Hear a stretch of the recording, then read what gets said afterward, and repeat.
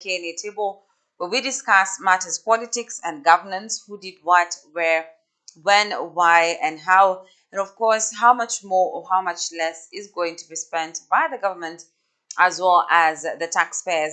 And our analyst today is Mr. Henry Nyamwa. Karibu sana. Yes. And most definitely, the comment section is very much open. Feel free to tell us your opinions as well as your comments regarding the topics that we are discussing right here, as well as other matters, politics and governance that you would like addressed or that you would like to actually be touched on. Now, what is currently happening, of course, today we've had Senate hearing that is in regards to the Meru governor's Kawira Mwangaza's impeachment. We are all aware that Kawira Mwanga, is the Meru governor, was impeached by the members of the county assembly of that particular county. That is last week on Wednesday. And her fate is yet to be decided by the Senate.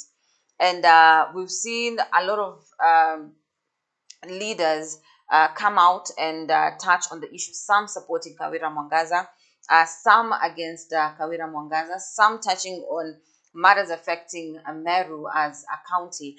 Now, starting us off, of course, we have seen the current talks in Parliament trying to decide how to go about Kawira Mwanga's fate, yes, either to go through a committee, of course, or a plenary hearing, And just before that, let's just listen kidogo to this video, and then we'll be right back.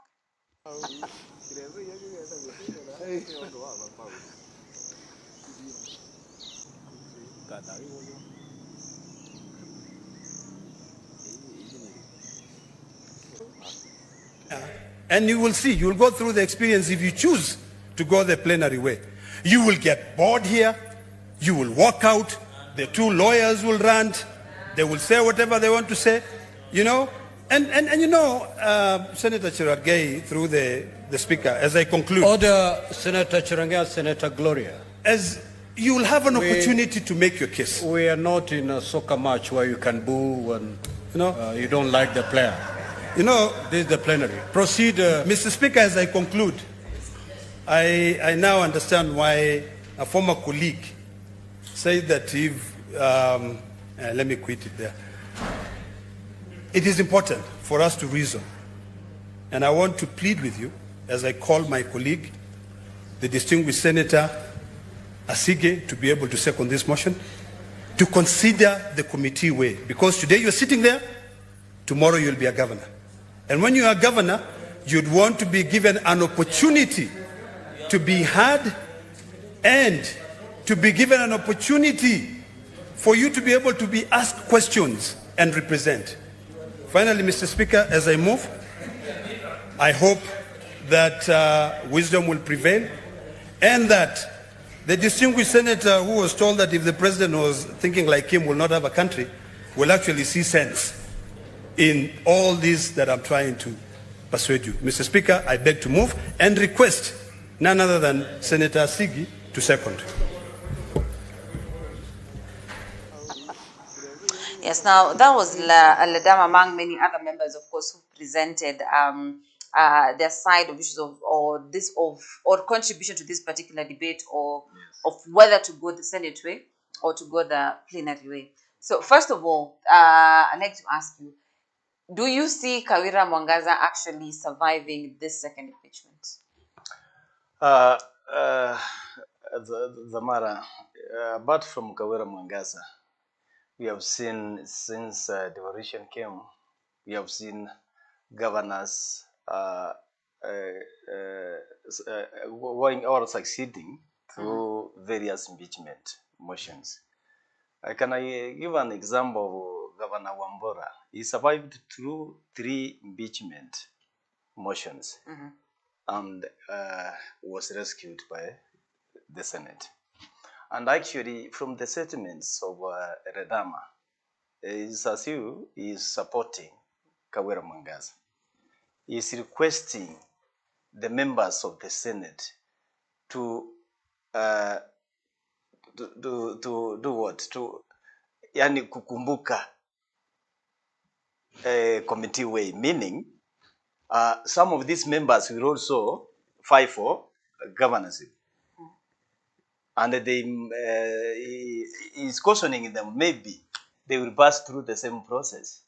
So the Dharma wants Kawira Mwanga to be considered and be given a second chance. Yeah. Now, speaking of second chances, now some of the charges that, or some of the charges that Kawira Mwanga is actually facing, as per what the MCAs or the County Assembly of Meru has presented, of course. We have misappropriation and misuse of public funds. We have of public resources, that is. We have paying salaries and benefits to high-ranking officers without rendering any services to the county. We have the issue of nepotism and ethical practices within the county assembly. And this is where they said that she actually sent some of her relatives to go and be part of the inspection of medical equipment that is in China. We have the issue of bullying, and so even his deputy her deputy talk about that particular issue, also being a victim of it. And we also have the issue of the illegal appointment, as well as the contempt of court by illegally naming a public road after her husband, and all the accusations against Kawira tukiangalia, if proved, because these are very many allegations, and some of them zina rank from the allegations that were there in the first impeachment, and mind you guys, it's only been 10 months during the first year, her first year in office. Now the first one, and I want you to touch on this, is the issue of, during the first impeachment, you're still new to office, but it's only 2 months and all that. So it's not time yet to actually see or to analyze what has been done in office, Now, what should be, or what could be the possible solution to seeing what a governor has done, number one, and then what calls for impeachment, number two, and how long should this period be? Before I comment straight on the points you have asked, first I would like to, I think we are missing, actually tunakosea mahali. I think we have to amend somewhere the minimum years of office of the governor to be impeached. For the governor to be impeached, the years, the time, the time limit that the governor is supposed to be in office, then if in case of any impeachment, anaweza kuwa impeached. But from that, yesterday I listened very carefully to the former Meru MCS who came out strongly supporting Kawira Mwanga. They came out strongly supporting Kawira Mwanga. They even requested the government, all those leaders who are against Kawira Mwanga, to seek for a fresh mandate, meaning to go back to dissolve the count and seek for fresh mandate. No. That means to go back to another election. No. And it's as if Kawira Mwanga has a lot of support on the ground, because remember, Kawira Mwanga was elected through an independent ticket. Yeah. And she won. So she couldn't have won if hakukuwa na watu kwa ground. She must have people on the ground. And what if the few people who are opposing her have no ground? What do you think will happen? It simply means Kawira Mwanga will also might win again second time. No. But actually, according to the Senate, we have seen Martin Wambora surviving through the same motions. No. And actually, let me comment about the allegations the Meru MCS gave last time to the Senate. They are the same accusations. One was against the husband. One was yani kuandika watu bila kufuatilia public service. Yeah. Unaona? So and the problem Kawira Mwanga is facing is that she has no MCAs who can support her. She has no even one MCA who was elected through independent ticket. They are all from various parties. Kiraitu Murungi's party, Munya's party, Chupiri, and the Oda. You see, this is the problem Kawira Mwanga is facing. And I think this is why she cannot survive. But from the look of things, she might sail through the Senate. Yeah. Okay, now, so let's say, for example, Kawira sails to the Senate because as per the motion has actually ended as we're speaking, you know, and Mwangaza's fate is going to be decided through the plenary way where she is present. She can either represent herself or be represented by a lawyer, you know.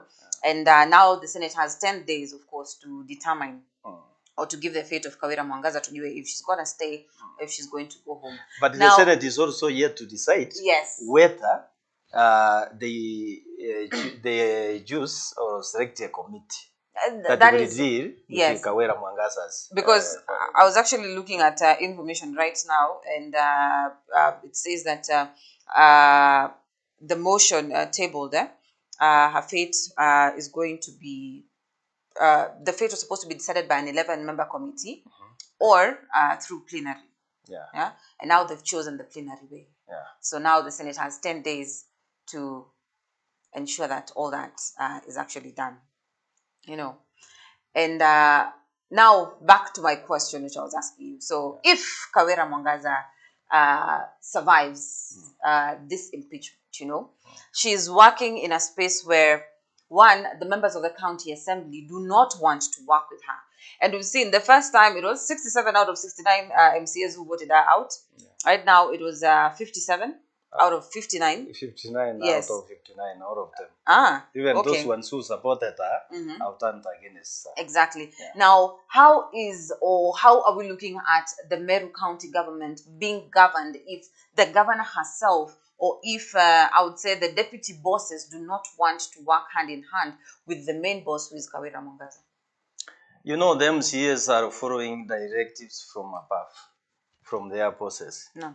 The owners of the party, the parties are mentioned. And that's where the major problem concerning Kawira Mwanga is. No. And if she survives, what I would advise is that let her sit down with these people and decide the fate of Meru County. Yeah. Because she cannot go it alone. No, yeah. 100%. And tukiangalia kama county ya Meru, for example, you know, it's been, this is the second time now the Senate will be dealing with an impeachment motion within, 10 months, within 1 year, you know. And we are looking at how Meru itself is actually functioning, you know, right now, you know. And we have seen, of course, if wanasema huku nje fahali wawili wakipigana nyasi ndio umia, you know. Na hapa wale fahali wanapigana is the top court of Meru County, number 1, you know. And number 2, when you talk about the gender card, I want to come to that, you know, because we've seen in Kenya, which is also part of the bipartisan talks and all that, we are trying to achieve the 2/3 gender rule. Which is very important. You know, I even told you yes, last time. 100%. Yeah. And we are seeing a situation where Kawira Mwanga is one of the very few female governors in Kenya, you know, that were elected, you know. And looking at that per se, can the Senate actually scrape off what she has been doing, for example, and now give this particular position back to her, but will scrape off what she has been doing or the allegations against her because of trying to receive gender balance? Because there has been an assumption like that outside there, but I would really want to get your opinion on that. But you see, if Kawira Mwanga doesn't go through the Senate, then it means, it simply means many people will go back to the ballot to elect another governor. But what if Kawira Mwanga again wins the election?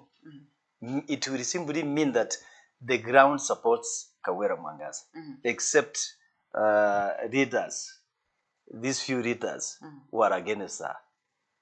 You see, I don't know why our watu kama kina Kiraitu, kina nani hawezi kuja pamoja wamwambie tunataka kutufanya meeting for the sake of development of Meru people. You see, last time we had a similar meeting, we talked about Oredama's motion or agenda in the by national dialogue at Bomas. We talked the same topic of gender balance. What did I tell you? It is easy to talk, but very impossible to amend. Because men are the majority, and these men are the ones who are against this gender rule.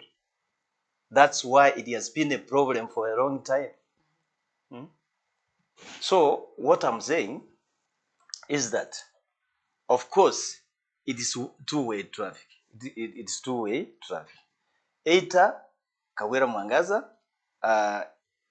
says true or fails from the Senate.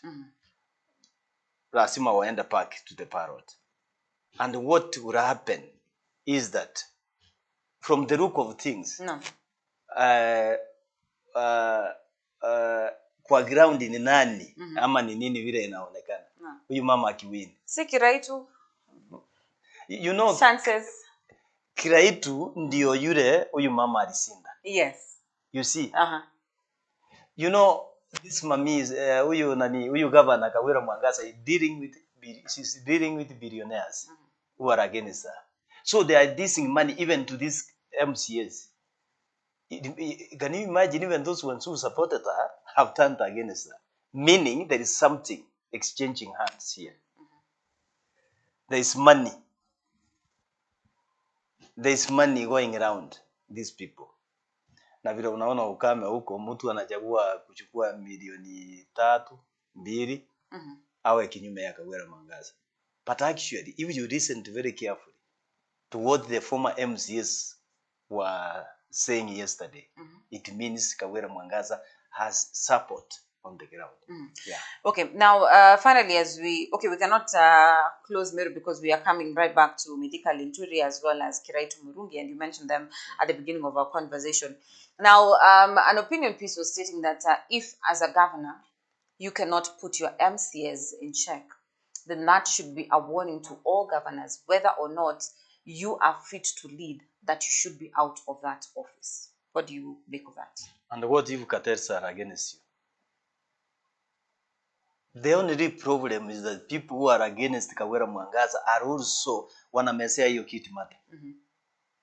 Are also eyeing for that seat. One of them is Kiraitu Murungi. He has been in Meru for so long, he's old. Let him leave it to young people, to other people. Yeah? Because one of them is Kiraitu Murungi. Another one is Munya. I mean Linturi. Who is already a minister. Sasa anataka aje minister.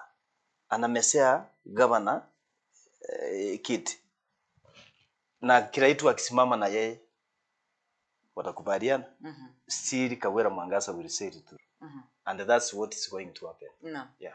And speaking of that, let's listen to this video by a section of former Meru MCAs, of course, who are pulling or who are pushing for the current president to actually apeleke nyumbani. That is Kiraitu Murungi as well as Mithika Linturi. Yes.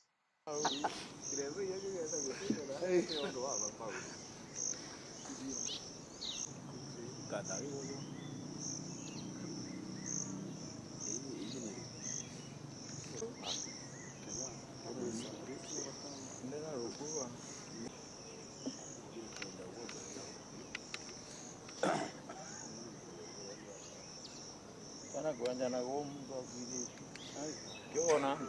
Mimi jina langu naitwa Mwiriki Karinga, immediate former MCA wa Bogeta East. Si tuko na huzuni sana kuona ya kwamba CS wetu Mithika Rentori ambaye rais amemchagua kazi ya uwaziri na alikuwa ameshindwa kwa kura ya 2022. Sasa amerudi kupiga kampeni tena ya 2027. We are very, very disappointed. We are calling upon the president. Tunaita president wetu Rais Ruto haita Mithika amtoe kwa hiyo kiti, aende akaombe kura ya governor wa Meru 2027, kwa sababu inaonekana saa hii wakati rais alimuita Raila akamwambia Mithika aenda Nairobi kafanya kazi yako, hakuna kazi ambayo tunaona anaendelea kufanya.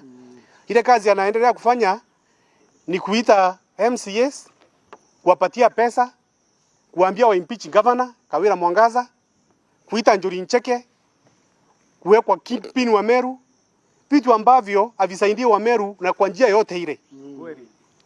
Ukweli ama uongo? Ukweli. So sisi kama wa Meru tunauliza ile kazi rais ambaye alipea Mithika atafanya lini?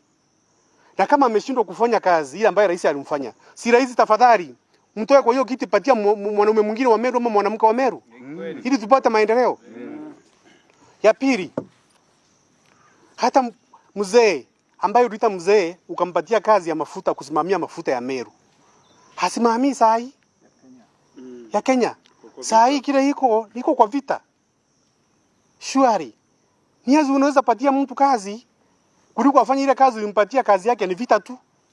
Kuita MCS kwa insight. Even taking MCS for oathing. Njuri Ncheke shrines. Honestly. What is that now? Sasa tunauliza sisi hao watu tafadhali. Rais tafadhali. Wao watu wameshindwa na kazi yao and they are even disappointing you. They are letting you down. Mpaka hata wanaenda Mbarios, majishi. Wakati kuna majishi huku wanazunguka, wakisema rais amesema Kawira Mwanga haende nyumbani. Rais alisema hivyo lini? Rais vizuri anajua ya kwamba Kawira Mwanga ndiye ako na watu wale wengi ground. Majority ya watu ambao wako ground wako na rais. Ukweli ama uongo? Na wako na Kawira Mwanga. Na wakati Kawira alisema ataenda kwa chama ya UNDA, hapo ndio shinda imetokea ile kubwa. Yes. Kwa sababu hao wanaume wanasema Kawira akienda UNDA 2027 atawashinda. So ile kazi iko saa hii ni kupanga maneno ya 2027 through to make sure that Kawira Mwanga is not in the ballot in 2027. So we are calling upon the president in summary to make sure that the CS of Agriculture is removed from that position with immediate effect. Na kitu hiyo ipatiwe Meru ambaye ataweza kazi. Kuna kitu kingine ya gender rule. Sasa tukianza kufukuza wamama kwa viti na tuliona walianza tangu 1974 wakati Karemi alichaguliwa kutoka Egoji, walimpiga vita mpaka wakamweka njera na wakamtoa wakachukua kiti. Sasa mimi kama mama ninaomba Kawira aendelee na uongozi wake, na wale wanapigana nao wanaume waachane na Kawira, na hata wale wamama wanasimama kusema Kawira ameshindwa na kazi. Nataka kusema hawakuchagua Kawira, ni wale wafuazi wa wale watu walikuwa naomba viti. Ndio waliagizwa wakaambiwa wakitoa Kawira na wakisimama na wao watapewa viti vingine na watafanywa hivi na hivi. Kwa hivyo mimi kama mama wa mashinani ninaomba our president na deputy president akuje atusikize kama wamama mashinani, asikie kilio chetu, sababu huyu mama alikuwa anatuongoza vizuri, anatufanyia kazi mashinani, ni mama ambayo tunaona kila wakati, na tunaomba tafadhali waache kumnyima wakati wake. Hao wengine walifanya kazi miaka 5 na tu kuwasumbua, na sisi tulikuwa tumewachagua vizuri, na tuseme hata wao hawakuwa anafanya kazi vizuri. Kawira was elected on an independent ticket. She doesn't have MCAs. So when she is taken through that impeachment process, she doesn't have anyone. Because the MCAs have already been given instructions by their bosses who are the owners of the party. Yes. Where is the say of the Meru citizen? Because those who belong to Kawira could not even be allowed to go for public participation. And even if they did, when the MPAs were there are those who talked, but their names are not even there. So I want to pray that please allow Meru, if the impeachment has got on, what I'm praying for is that we be allowed to fix our signatures, let the county government be dissolved, and let us go for elections. So I pray, Mr. President, that you will listen to us so that Meru can be able to get injustice, because justice of impeachment is justice of a few.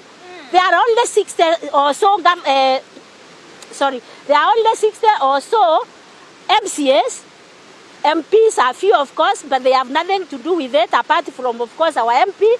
Senate, also they are few. They cannot take into their hands the will of the Meru people. Yes. So we want Meru people to be involved so that we can be able to elect the people that we want. And we don't want a few people taking our governor away from us, a governor that we love so much. Now, so as I said earlier on, Kawira Mwanga was elected on an independent ticket now. Yes. Later on, of course, we are seeing support or her working with the current government. How much of a threat is Kawira Mwanga to her deputies as well as other leaders in the Meru region? You know, I told you, Tamara, Kawira Mwanga is fought with very powerful people who have money, who are fighting her and to make sure that she will no longer exist in Meru politics. No. But what I'm seeing is that if Kawira Mwanga is not going to say it through the Senate, as they have proposed, as the Senate has proposed through this yani wakae kwa nini kwa yani Senate yote isikie hii maneno. Yeah, through not through a committee now. Yeah, through the plenary way. Not Karware committee. Yes. Yeah, that's what happened last time. No. Now is through plenary, meaning the whole Senate. Let me tell you, they will again not always msimamisa simame kura. But what if she wins again? You know, what has happened in Meru is that the people who are fighting Kawira Mwanga are very powerful. They are the resourceful people. They have resources. They have everything. They have what it takes to make sure that Kawira Mwanga is out of Meru as a governor. No. Meru County as a governor. You see. But again, obviously, Kiraitu Murungi kama ndiye anataka maliza ile tamwali ya njiani. What about the others? Will he stop other people not to fight for governorship? He can't. So still there is going to Wameru watakuwa na shida tena. Yeah. But I'm seeing Kawira Mwanga winning the elections again. No. Yeah. 100%. And of course, we are still looking at the fate, as I stated earlier on. We're going to know the fate of Kawira Mwanga because as per the Senate hearing today, they've actually decided to go the plenary way, not the committee way, in regards to Kawira Mwanga's impeachment. As you know, of course, she was impeached last week on Wednesday. That is by 57 out of 59 MCAs of the Meru County Assembly over different allegations which have been tabled today, or which have been discussed today, some with evidence, of course, and some without evidence. And this plenary way that they've decided to take now, is it a tricky situation for Kawira Mwanga? Because we saw last time through the Senate she survived, through the committee. The committee she survived. No. And if it was to be the committee, then obviously Kawira Mwanga was going to survive. No. But through plenary session, I don't think whether she's going to survive. It's a tricky situation. It is a very tricky situation. Yeah. And actually, let us be realistic. I think we need, of course, hii ni ugatuzi ilikuja. I think we need to have time limit for a governor to be impeached. In case of impeachment, maybe a half of the term, or 2 years and a half. Then from there, we'll be able to know whether the governor has performed or not. Yeah. But what about the damage in question? You know, half a term is enough time for a governor to do so much damage to a county. Not saying that Kawira Mwanga has done that for a county, you know, because it's in different situations, you know. Sometimes probably a motion could be put out, or an impeachment could have happened to a certain leader within even 3 months, you know. And within 3 months, this person has, number one, misused the funds of the county, is not functioning, is not working properly, and there's evidence against this person. So what happens at that particular point? But what also I'm surprised of about Kawira Mwanga, there's another question I'm asking myself. Why is it that the opposition leaders in Meru and those leaders who are in the government are all of them against Kawira Mwanga? Why are they against Kawira Mwanga? Both opposition and those people who have never worked together, like Muna and Kirayut, they don't rhyme together. They don't work together. They don't support anything. And they don't have anything common in them. No. Muna is for Asmiu and Kiraitu is hapo katikati. Uoni anasupporti UDA ama ako wapi? Because he has been a staunch supporter for Raila. Okay, what I'm asking is, why are all these leaders against Kawira Mwanga? Muna, Kiraitu, and those leaders, wale viongozi ambao hawaendi pamoja, hawasikiliani pamoja. But when it comes to Kawira Mwanga, they are all against her. That's what I'm wondering. Could it be that Kawira Mwanga also ni mama erewi ama akona advisors wabaya, you know? Sisi hapa hatuko kwa kusupport mtu asibu we are campaigning for anybody. No. Tunataka public isikie research yenye tumefanya, si ndio? But also those are tough questions we need to ask ourselves. Why is she not supported with all these people? Yeah. Both from opposition, those ones who are in opposition, and those ones who are supporting the government are all against Kawira Mwanga. Why? Why is it possible? So, don't you think there is something again here? Most definitely, there's that question, And I think going the plenary way is going to give a chance for you as well as me, as well as every other person who wants to know why Kawira Mwanga is actually on, I'd say, the light, you know, when it comes to Meru County. And but when I listened very carefully to the allegations, it's the same allegations the MCS accused Kawira Mwanga of last time. No. They have no basis actually. If you have really followed the accusations, they have no evidence. They have no ground. You know, you can not accuse somebody kwamba ameandika watu wa kanisa fulani. You will be asked to produce evidence. No. What evidence can you give to such allegations? It's very impossible. No. Yeah. So, but the reality is, also the Senate needs to ask itself, why is everybody against Kawira Mwanga? That's the question I keep on again asking myself. Lakini pia Wameru naye wanasangaa kuchaguliwa mwanamke. Hiyo ndio kitu ninajua. Yeah. Okay. Anyway, moving on. And the question I'm leaving to you guys is, will Kawira Mwanga survive the Senate? Is she going to be saved by the Senate, or are we going to see the end of Kawira Mwanga's reign in Meru County for this particular term? Is she going home? Please feel free to tell us on the comment section below. Your comments as well as your opinions are very much welcomed. Yes, once again, it's all about your opinion at the end of the day, right? Now, moving on, the succession of Kenya is something that will forever be discussed. Day in, day out, it's a question that we ask ourselves: who will be the next president of Kenya? Who will lead Kenya? Who will be the 6th president of Kenya? Or who will be the 7th president of Kenya?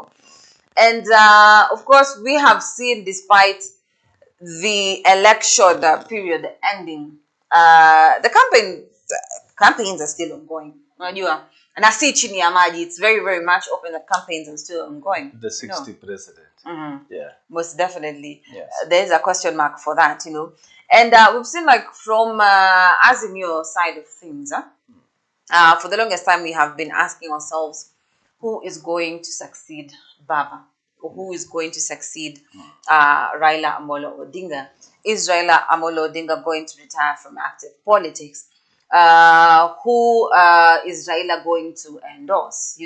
Those are some of the questions that we've been asking ourselves. And of course, Raila Amolo Odinga has not come out clearly to say who will be next, Because according to him, I remember he said that we need to wait until at least this term is almost over. Towards 2027 or 2027 itself is when we are going to know who is going to succeed Baba, But we saw Babu Owino actually declaring or stating that they are going to vote for kura inaenda kwa Kalonzo Musyoka. And just before we get into this discussion, let's just take a little flashback on Babu and then twarudi. Na hata hapa mbele, hapa mbele tukishapatia mzee wetu Kalonzo, sinaondia hata sisi tunapeana jamani. Kishamalizana na Kalonzo, yeye pia chukue yake. Si hata kijana pia natosha hapa mbele.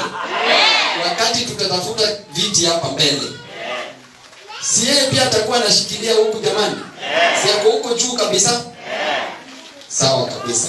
Nimejua hayo maombi yatafikia, itafuatilia baadaye. Jambo langu la pili, Mheshimiwa Basil, na hii roho yako nzuri, hawa wenye wameketi hapa, jamii ya Kamba wa constituency ya Yata, shikilia mikono ya hawa mama, shikilia mikono ya hawa wazee, shikilia mikono ya hawa watoto wetu, hawa watoto ambao wako hapa. Siku moja Mwenyezi Mungu atawatoa hapa. Na mheshimiwa, hawa tu kazi yao ni rahisi. Hakikisha tu wasome. Masomo tu kwa sasa. Hawa washikilie, watoke primary school, wahakikishe waende secondary. Wakitoka secondary, hakikisha waende university. After hiyo maisha yao itakuwa nzuri.